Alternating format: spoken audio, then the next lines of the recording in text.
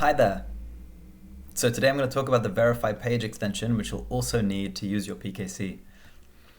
I'll place a link in the description, and you can grab the extension from the Chrome Web Store by clicking here. Once it's installed, I like to pin it to my browser so it's easy to find. And then we'll go across to the PKC and let's pick this document.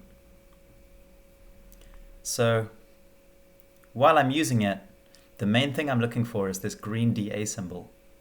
And that tells me that the page integrity has been validated, as you see here. I can test this manually by clicking on the Verify Page button.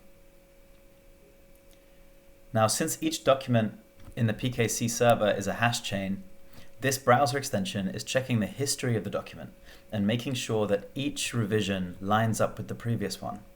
You can see here the verification hash between one revision and the next is checked.